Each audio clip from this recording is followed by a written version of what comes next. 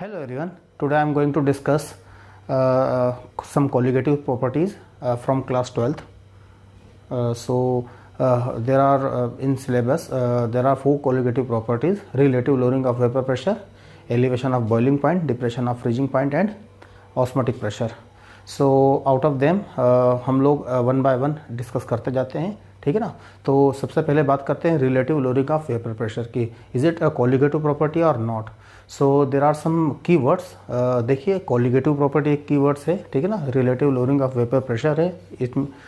तो ये सारी चीज़ें मैं एक बार है ना वन बाय वन आपके सामने डिस्कस कर देता हूँ कि what is first of all what is colligative property. So what is colligative property. So colligative property नाम से बिल्कुल घबराने की जरूरत नहीं है। कॉलिगेटिव प्रॉपर्टीज आर दोज, है ना, who depends upon the number of particles. Okay, number of particles पे जो डिपेंड करती है वो प्रॉपर्टीज क्या होती है, कॉलिगेटिव प्रॉपर्टीज होती है। फॉर एग्जांपल अगर अपन बात करें किसकी, डेंसिटी की, सो density does not depends upon the number of particle. Density तो कांस्टेंट होती है भाई किसी की भी, लेकिन जो वेट होता है वो किस पे डिपेंड करता है, कॉलिगेटिव प्रॉपर्टी पे डिपेंड करता। वेट किस पे डिपेंड करता है, नंबर ऑफ पार्टिकल पे डिपेंड करता है। तो वेट जो होगा वो क्या हो जाएगा, कॉलिगेटिव प्रॉपर्टी हो जाएगा। अगर बात करें मॉलिकुलर वेट की, तो मॉलिकुलर वेट तो सबका कांस्टेंट होता है, तो molecular weight is not a colligative property. Okay, so such property which does not depends upon the size of particle. Particle की साइज पे डिपेंड नहीं करता, उनके नंबर्स पे डिपेंड करता है। जितना ज़्यादा आप नंबर्स लेते जाएंगे उतना ज़्यादा क्या होती जाएगी, वो प्रॉपर्टी में चेंजेस आता जाएगा, ठीक है ना। तो डिपेंड किस पे करती है, नंबर ऑफ पार्टिकल्स पे डिपेंड करती है। अब हमारे जो सिलेबस है, सिलेबस में है relative lowering of vapour pressure से कॉलिगेटिव प्रॉपर्टी, ये हमको प्रूव करना होता है ना। It is also called Raoult's law, ठीक है ना। काफ़ी इंपॉर्टेंट रूल है, राउल्स का लॉ है। तो सबसे पहले बात करते हैं वेपर प्रेशर के ना। Relative lowering of vapour pressure को तो हम बाद में डिस्कस करेंगे। सबसे पहले वेपर प्रेशर क्या होता है ना, यू मस्ट नो क्या होता है वेपर प्रेशर, ये जानना आपको बहुत ज़्यादा ज़रूरी होता है। फॉर एग्जांपल अगर हम क्या करें, यहाँ पर एक बीकर ले लें, वो बीकर में हमने मान लो क्या ले लिया यहाँ पर, है ना, सपोज इट इज़ वाटर, है ना। हम लोगों ने वाटर ले लिया और यहाँ से हम क्या करेंगे, इसको गर्म करेंगे। तो जैसे ही हम क्या करेंगे पानी को गर्म, तो इसके मॉलिक्यूल्स को आएगी ना शर्म। तो मॉलिक्यूल्स क्या होंगे, मॉलिक्यूल्स, है ना, कन्वेक्शन जानते हैं आप, जो गर्म मॉलिक्यूल्स होंगे वो क्या होंगे, ऊपर जाएंगे, ठीक है ना। हमको क्या करना है, यहाँ पर ढक्कन ढाक देना है। अगर आप क्या करेंगे, ढक्कन को ढाक देंगे, यहाँ पर आपने क्या करा है, इसको, है ना, पैक कर दिया, कवर कर दिया, तो यहाँ पर क्या होगा, मॉलिक्यूल्स क्या होंगे, एक वेपर कॉज करेंगे, वेपर बनाएंगे। मतलब यहाँ पर क्या होगा, इवोपरेशन होगा। यहाँ पर क्या होगा, एक इवोपरेशन की घटना घटेगी, ठीक है स्टूडेंट्स। अब इवोपरेशन के साथ साथ जो मॉलिक्यूल्स ऊपर आ जाएंगे वो क्या होंगे, जब नए मॉलिक्यूल्स क्या होंगे वेपर के ऊपर जाएंगे, तो क्या है, पुराने मॉलिक्यूल्स को ऊपर के मॉलिक्यूल्स को नीचे आना ही पड़ेगा। अदरवाइज क्या होगा, नीचे वाले मॉलिक्यूल्स ऊपर जा नहीं पाएंगे। एक तो ये, और दूसरा क्या है, जैसे ही क्या होगा कि ये जब मॉलिक्यूल्स ऊपर इस लीड से टकराएंगे, इस बर्तन के ढक्कन से टकराएंगे, तो क्या करेंगे, अपनी हीट क्या करेंगे, इसको ट्रांसफर कर देंगे। अपनी हीट क्या करेंगे, इसको ट्रांसफर कर देंगे। जब हीट ट्रांसफर कर देंगे तो उनकी एनर्जी क्या हो जाएगी, उनकी हीट क्या हो जाएगी, कम हो जाएगी। हीट एनर्जी क्या हो जाएगी, उनकी कम हो जाएगी। तो हीट एनर्जी कम होने के कारण क्या हो जाएगा, उनका कंडेंसेशन हो जाएगा। तो यहाँ पर कंडेंसेशन की प्रोसेस होगी ऊपर से नीचे, और नीचे से ऊपर क्या होगा, इवोपरेशन होगा।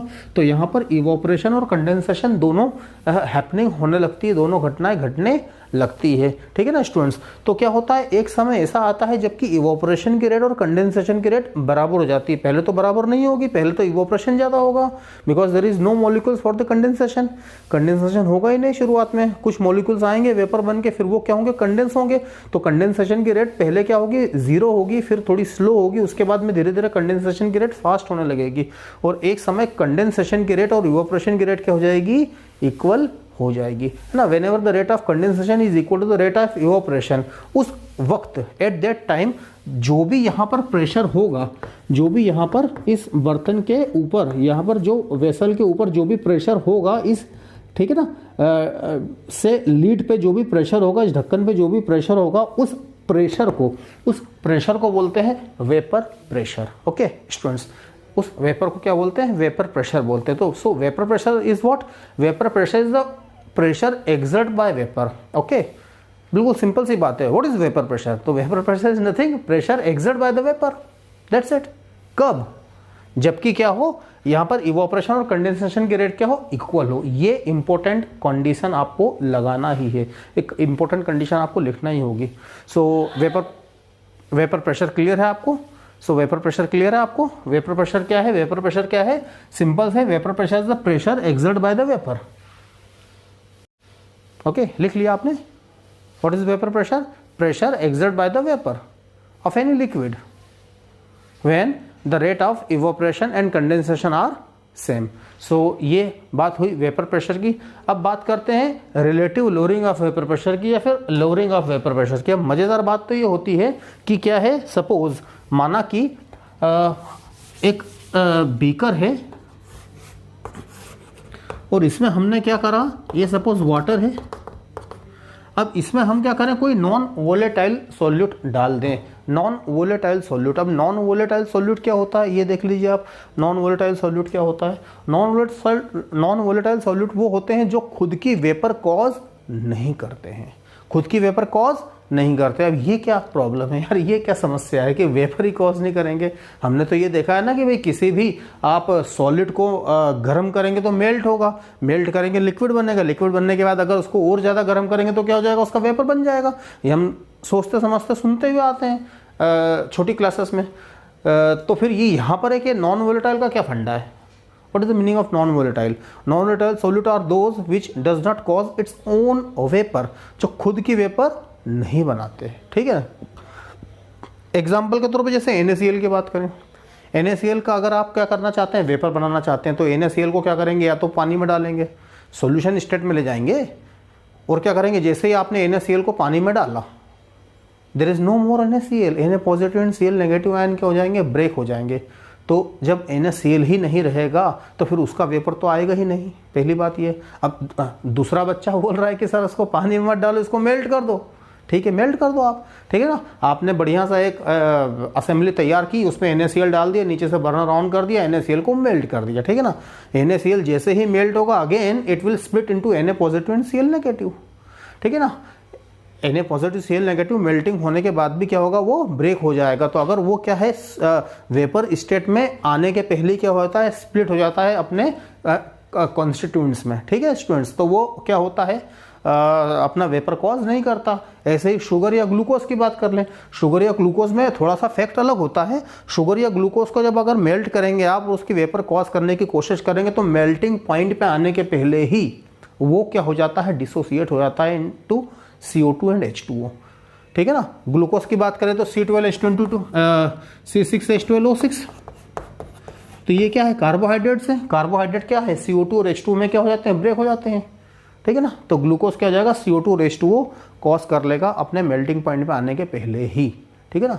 तो ऐसे कुछ सब्सटेंस होते हैं जो कि मेल्टिंग पॉइंट पर आने के पहले क्या होते हैं, स्प्लिट हो जाते हैं अपने कॉन्स्टिट्यूएंट्स में, या तो जिनको सॉल्यूशन स्टेट में या मेल्टिंग स्टेट में ले जाते हैं तो क्या होते हैं, वो आयनों में क्या होते हैं, स्प्लिट हो जाते हैं, ब्रेक हो जाते हैं। तो वो अपनी वेपर कॉज नहीं करते। Such type of molecule, such type of substance are called what, colligative are called what, non volatile solute. तो ये नॉन वोलेटाइल सॉल्यूट हो गए, ठीक है ना। तो हमारा सॉल्वेंट क्या है, सॉल्वेंट अपना बिल्कुल यूनिवर्सल सॉल्वेंट। ओके स्टूडेंट्स, पूरा के पूरा चैप्टर इसी पे चलेगा। यूनिवर्सल सॉल्वेंट पानी ले लेंगे और हम क्या डालेंगे इसमें, सॉल्यूट, शक्कर डाल के पूरा का पूरा चैप्टर आपको, नहीं चाय नहीं पिलाएंगे, शक्कर डाल के पूरा चैप्टर आपको पिला देंगे या फिर समझा देंगे, ठीक है स्टूडेंट्स, ठीक है। तो बात करते हैं किसकी, जैसे ही हमने क्या करा है, वाटर में समझ लो, पहले वाटर के 1 2 3 4 5 6 मॉलिक्यूल, सपोज से एक एग्जांपल के तौर पे 6 मॉलिक्यूल वाटर के क्या सरफेस पे थे, ठीक है ना। तो ये क्या 6 के 6 मॉलिक्यूल क्या कर रहे थे, वेपर कॉज कर रहे थे, ठीक है स्टूडेंट्स। अब क्या करा मैंने इसमें, अगर 1 चम्मच शक्कर डाल दी, अगर मैंने इसमें 1 चम्मच शक्कर डाल दी, तो कुछ तो मॉलिक्यूल क्या होंगे, शक्कर के भी क्या होंगे, सरफेस पे आ जाएंगे। सपोज ये एक मॉलिक्यूल ये और दूसरा मॉलिक्यूल क्या, ये सरफेस पे आ गया सपोज से, तो ये क्या करेगा, ये वेपर कॉज नहीं करेगा, ये वेपर कॉज नहीं करेगा। तो वेपर का जो प्रेशर होगा वो क्या हो जाएगा स्टूडेंट्स, कम हो जाएगा ना, ठीक है। तो वेपर का प्रेशर क्या हो जाएगा, कम हो जाएगा। ये किसने बताया, ये राउल्ट ने बताया, ठीक है ना। यही राउल्ट का लॉ है। अभी राउल्ट का लॉ हम फ्रेम करेंगे बहुत अच्छे से, सुंदर तरीके से, ठीक है स्टूडेंट्स। तो ये क्या है कि जैसे ही हम क्या करेंगे, इसमें नॉन वोलेटाइल सॉल्यूट डाल देंगे, तो क्या होगा, जो वेपर प्रेशर होता है प्योर सॉल्वेंट का, मतलब प्योर वाटर का, यहाँ पर प्योर सॉल्वेंट का जो वेपर प्रेशर होता है वो क्या होता है, कम हो जाता है, ठीक है ना। वो वेपर प्रेशर क्या होता है, कम हो जाता है, मतलब कि उससे जो प्योर सॉल्वेंट का वेपर प्रेशर, उससे क्या होगा, कुछ ना कुछ क्या होगा, कम होगा। क्योंकि सरफेस पे कुछ मॉलिक्यूल किसके आते हैं, ऐसे सब्सटेंस के आते हैं, ऐसे सॉल्यूट के आते हैं जो कि क्या कर रहे हैं, खुद वेपर कॉज कर ही नहीं रहे हैं, ठीक है। ओके, तो कुछ नोटिफिकेशन देख लेते हैं। सपोज P0A, सपोज P0A ये क्या है, सॉल्वेंट का, ठीक है। और PA, ये वेपर प्रेशर किसका है? ये वेपर प्रेशर है आपका सॉल्यूशन का, ठीक है ना। सॉल्यूशन का वेपर प्रेशर जो होगा, सॉल्यूशन का वेपर प्रेशर जो होगा, वेपर प्रेशर ऑफ सॉल्यूशन, वो तो क्या होगा? PA के बराबर ही होगा ना। PA का मतलब A stand for water and B stand for sugar, ठीक है स्टूडेंट्स। तो A पानी के लिए और B क्या है? शक्कर के लिए। तो इसका वेपर प्रेशर क्या हो जाएगा? PA, और इसका वेपर प्रेशर क्या हो जाएगा? PB। तो इसका तो वेपर प्रेशर होता ही नहीं है। तो जो वेपर प्रेशर है किसका है? केवल और केवल किसका? वाटर का है। तो जो सॉल्वेंट का वेपर प्रेशर होगा, वो सॉल्वेंट का वेपर प्रेशर किसके डायरेक्टली प्रोपोर्शनल होगा? ये डायरेक्टली प्रोपोर्शनल होगा XA के। What is XA? XA is nothing but the mole fraction of water और here mole fraction of solvent, ठीक है। तो PA that is equal to K into XA लिख सकते हैं ना। परंपरा का निर्वहन कीजिए भाई। प्रोपोर्शनल का साइन हटाते थे, कांस्टेंट से क्या करते हैं? मल्टीप्लाई कर देते हैं, ठीक है। इसकी थ्योरी भी क्या है, किसी दिन अच्छे से समझा देंगे हम कि कांस्टेंट से मल्टीप्लाई क्यों करते हैं। So this is equation 1। Now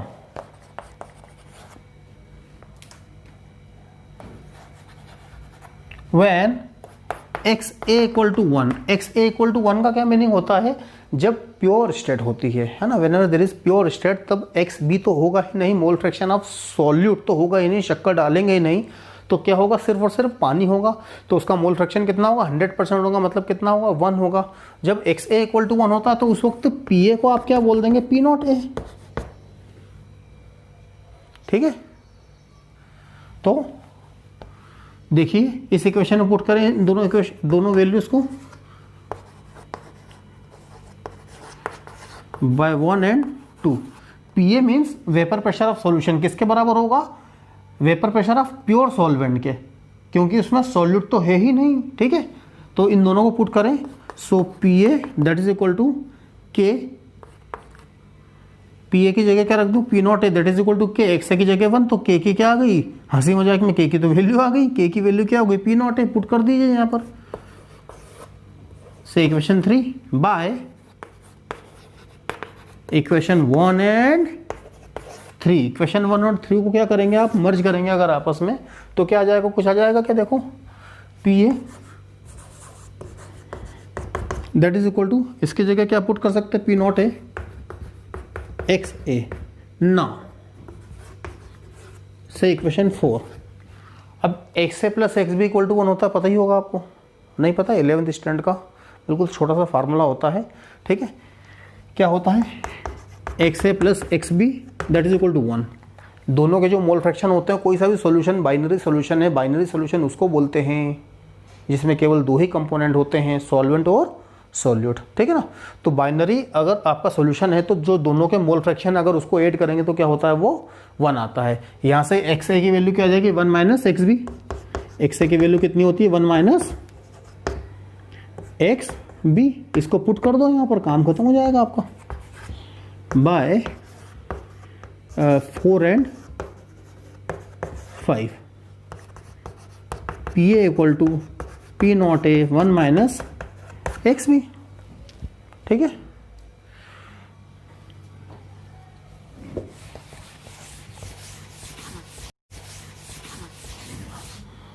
अंदर मल्टीप्लिकेशन कर दो। So PA equal to P0A minus P0A XB। XB की वैल्यू यहाँ पर फाइंड आउट करनी है हमको, ठीक है ना। पूरा काम वही कर रहे हैं। क्रॉस मल्टीप्लिकेशन क्या? शिफ्टिंग करो। ये माइनस का इधर आएगा तो प्लस हो जाएगा, ये प्लस का हो जाएगा माइनस का हो जाएगा, ये माइनस का इधर आएगा प्लस का हो जाएगा। So P0A XB that is equal to, this is P0A, ये इधर आएगा तो minus PA। XB equal to, इसको नीचे लेके जाओ, P0A minus PA upon P0A। काफ़ी इंपॉर्टेंट फार्मूला यहाँ से ड्रैग आउट हुआ है, समझिए एक एक टर्म को, ठीक है ना। P0A का मीनिंग क्या है? जब हमने शक्कर नहीं डाली थी, जब हमने सॉल्यूट नहीं डाला था, ठीक है ना, तो उस वक्त जो वेपर प्रेशर था वो मैक्सिमम था। माइनस PA क्या है? PA तब है जब हमने शक्कर डाल दी, जब हमने सॉल्यूशन बना दिया, तो उस वक्त वेपर प्रेशर क्या हो जाएगा? कम हो जाएगा। सपोज ये वेपर प्रेशर कितना था, सपोज 100 था, और ये वेपर प्रेशर कितना हो गया, कम हो गया, तो कितना हो गया, समझ लो 99 हो गया। तो इसमें से 100 में से 99 को माइनस करेंगे तो 1 आएगा ना, तो 1 क्या हो गया, लोअरिंग हो गई। लोअरिंग का मतलब कमी हो गई, ठीक है ना। वेपर प्रेशर में क्या हो गई, कमी हो गई ना स्टूडेंट्स, 1 यूनिट की, ठीक है ना। ये मैक्सिमम, ये प्योर स्टेट का वेपर प्रेशर है ज़्यादा, और ये क्या है, जब उसमें शक्कर डाल दी, जब उसमें सोल्यूट डाल दिया, तो वो वेपर प्रेशर क्या हो गया, कम हो गया, ठीक है ना। तो कितना कमी हुई, तो दिस जो न्यूमरेटर की टर्म है, वो न्यूमरेटर की टर्म बताती है लोअरिंग ऑफ वेपर प्रेशर, ठीक है। ये क्या बताती है, लोअरिंग ऑफ वेपर प्रेशर बताती है। जैसे ही मैं क्या करूंगा, उसमें डिवाइड करूंगा किसी कांस्टेंट से। यहाँ पर कांस्टेंट क्या है, P0A, मतलब प्योर सॉल्वेंट का वेपर प्रेशर है। तो एक टर्म यहाँ पर बन जाती है relative. What do you mean by relative, है ना, कंपेयर विथ समवन एल्स, ठीक है ना। तो यहाँ पर इसके रिस्पेक्ट में हम क्या करते हैं, डिवाइड बाय क्या करते हैं, P0A करते हैं। तो ये जो पूरी टर्म होती है, इस पूरी टर्म को बोलते हैं relative lowering of vapour pressure. Term को जरा समझना सीखिए आप लोग, ठीक है ना। The numerator is called what, lowering of vapour pressure, and the whole term is called what, relative lowering of vapour pressure. Question क्या परीक्षा में आया जाता है, आता है कि to prove that relative lowering of vapour pressure is equal to the mole fraction of non volatile solute, ठीक है ना। नॉन वोलेटाइल सॉल्यूट के मोल फ्रैक्शन के क्या होता है, बराबर होता है। ये आपको प्रूव करने को आता है, एग्जाम में बहुत इंपॉर्टेंट क्वेश्चन है। यहाँ से बहुत सारे न्यूमेरिकल भी क्या होंगे, हम लोग यहाँ से पिक आउट करेंगे, है ना, IIT JEE के लिए, ठीक है स्टूडेंट्स, नीट के लिए। तो कहने का मतलब ये है कि बड़ा सिंपल सा फॉर्मूला है कि relative lowering of vapour pressure is equal to mole fraction of non volatile solute, and this is nothing but Raoult's law. यही तो राउल्ट का लॉ है, this is Raoult's law. What is Raoult's law, अगर परीक्षा में question आ जाए तो बस इसको याद कर लीजिए, बहुत अच्छे से लिख दीजिए, ठीक है ना। Solution containing non volatile solute, solution कैसा बनाया, पूरा पूरा सारी चीजें दिमाग में फ्रेम करिए भाई। सॉल्यूशन किसका बनाया, नॉन वोलेटाइल सॉल्यूट का बनाया। नॉन वोलेटाइल पता है ना, जो वेपर कॉज नहीं करते, जैसे कि ग्लूकोज हो गया, यूरिया हो गया, शुगर हो गई, NaCl हो गया, KCl हो गया, ये वेपर कॉज नहीं करते हैं। तो when a solution is prepared by non volatile solute, non volatile solute, then relative lowering of vapour pressure is equal to mole fraction of solute. This is called what, this is called Raoult's law. यही Raoult का law है, इसका मतलब है inverted comma में लिख देना उसको, ठीक है स्टूडेंट्स। तो बड़ा हंसी मजाक के मूड में था मैं आज, और आज मजाक करते करते एक छोटा सा एक क्वेश्चन बहुत इंपॉर्टेंट वाला कर दिया कि relative lowering of vapour pressure is equal to mole fraction of non volatile solute. तो यहाँ से इसको क्या करते हैं, पैक करते हैं। अब बात करते हैं किसकी, इसके आगे वाले टर्म की। इसका आगे वाला टर्म क्या है, इसका आगे वाला टर्म ये है, एक क्वेश्चन, नेक्स्ट क्वेश्चन कर लेते हैं। नेक्स्ट क्वेश्चन क्या आता है, या नेक्स्ट कॉन्सेप्ट क्या है। अभी हमने क्या निकाला, अभी हमने ये निकाला कि जो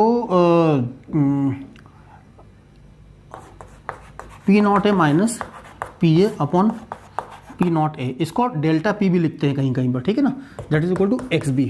अब इसके हेल्प से क्या करना है आपको, इसकी हेल्प से निकालना मोलिकुलर मास, इसकी हेल्प से निकालना मोलिकुलर मास। किसका मोलिकुलर मास निकालना है आपको, जो भी शक्कर डालेंगे, ग्लूकोज डालेंगे, यूरिया डालेंगे, जो भी नॉन वोलेटाइल सॉल्यूट हम डालेंगे, तो उसका मोलिकुलर मास फाइंड आउट करना है। ये बड़ा ही इंपॉर्टेंट एक टेक्निक होता है मोलिकुलर मास निकालने का।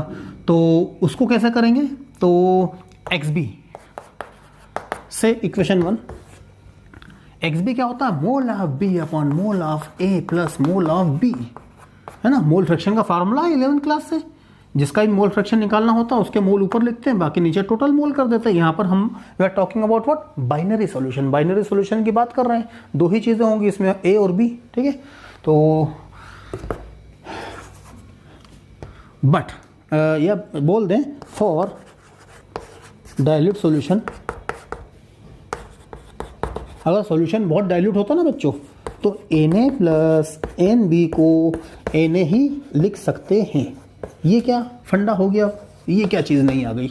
अरे भाई, वाटर के मोल और शुगर के मोल को हम लगभग वाटर के मोल ही बोल सकते हैं। अगर सॉल्यूशन डाइल्यूट है तो शुगर बहुत कम होगी, ठीक है ना। जब क्या होगा, कोई भी कंपोनेंट बहुत बहुत बहुत कम होगा, तो एडिशन में से उसको क्या कर सकते हैं हम लोग, एलिमिनेट कर सकते हैं। एडिशन से उसको क्या कर सकते हैं, एलिमिनेट कर सकते हैं।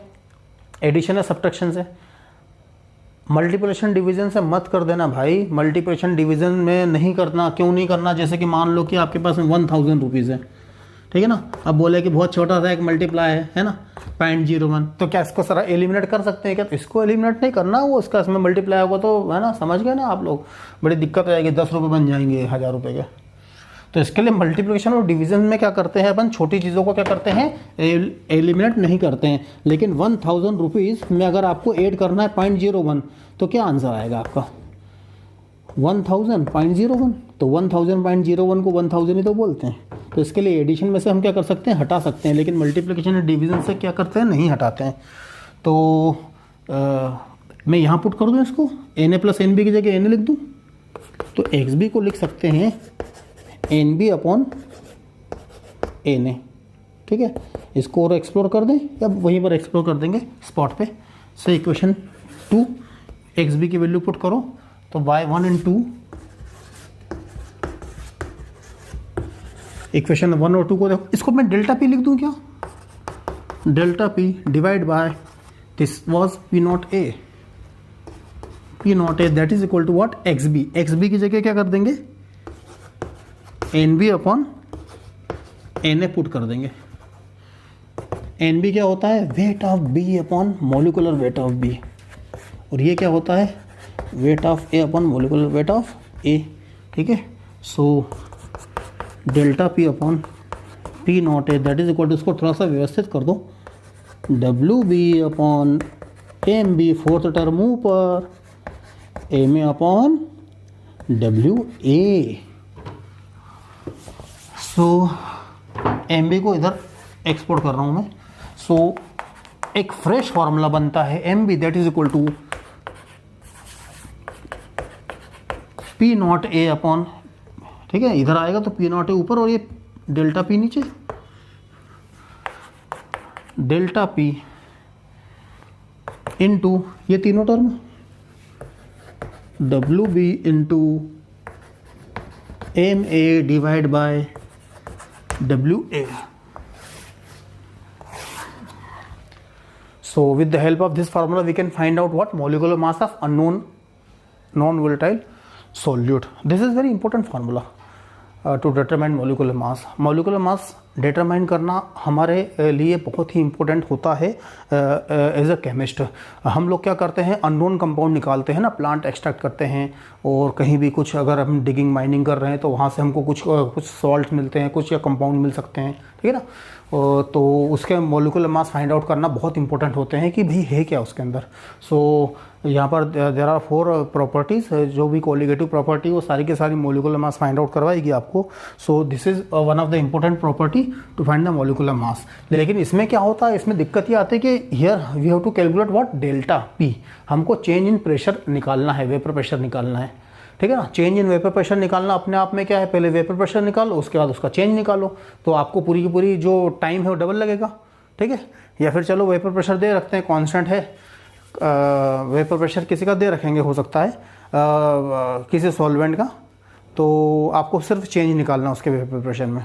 फिर भी चेंज निकालना अपने आप में एक चैलेंज होता है, ठीक है ना, क्योंकि चेंज बहुत ज़्यादा आता नहीं है। If you talk about what, water का वेपर प्रेशर कितना हो जाएगा, ठीक है ना, पर्टिकुलर टेम्परेचर पे जो भी है वो दिया जाएगा, और उसमें क्या करेंगे आप, शुगर या ग्लूकोज या यूरिया या कुछ भी डालेंगे तो उसका वेपर प्रेशर क्या होगा, कम हो जाएगा, ठीक है ना।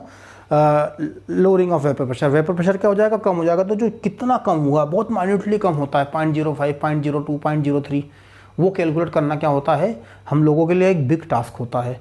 वहाँ पर चांस ऑफ मिस्टेक क्या होते हैं, बहुत ज़्यादा रहते हैं। प्रोबेबिलिटी ऑफ मिस्टेक क्या होती है, बहुत ज़्यादा होती है। अगर यहाँ पर क्या गड़बड़ कर दिया आपने तो मोलिकुलर मास क्या हो जाएगा आपका, जो है करेक्ट नहीं आएगा।